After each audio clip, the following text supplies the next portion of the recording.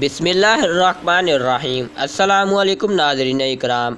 एक दफ़ा हज़रत ईसा अलैहिस्सलाम तेज़ कदम उठाते हुए एक पहाड़ की तरफ जा रहे थे। एक आदमी ने बुलंद आवाज़ से पुकार कर कहा, ए खुदा के रसूल अलैहिस्सलाम, आप इस वक्त कहाँ तशरीफ़ ले जा रहे हैं? आपके पीछे कोई दुश्मन भी नज़र नहीं आ रहा, फिर आखिर आपकी वजह खौफ क्या है? हज़रत ईसा अलैहिस्सलाम ने फरमाया, मैं एक अहमक आदमी से भाग रहा हूँ, तू मेरे भागने में खलल मत डाल। उस आदमी ने कहा, या हज़रत, आप क्या वो मसीह अलैहिस्सलाम नहीं हैं जिनकी बरकत से अंधा और बहरा शिफायाब हो जाता है?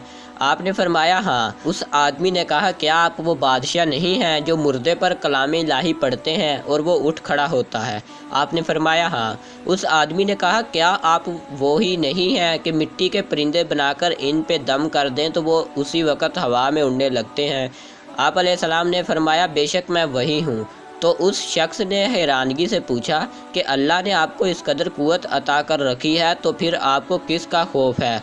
हज़रत ईसा अलैहिस्सलाम ने फरमाया, उस रब्बुल इज़्ज़त की कसम जिसके इसमें आज़म को मैंने अंधों बहरों पर पढ़ा तो वो शिफायाब हो गए, पहाड़ों पर पढ़ा तो वो हट गए, मुर्दों पर पढ़ा तो वो जी उठे। लेकिन वही इसमें आज़म मैंने अहमक पर लाखों बार पढ़ा, लेकिन इस पर कुछ असर ना हुआ।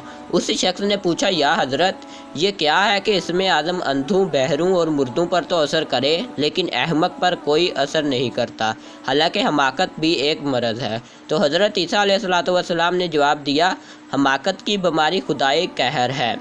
नाज़रीन इकराम, इस हकायत से हमें सबक मिलता है कि बेवकूफ़ की सोहबत से तन्हाई बेहतर है। अल्लाह पाक अमल की तौफीक दे। आमीन या रब्बिल आलमीन।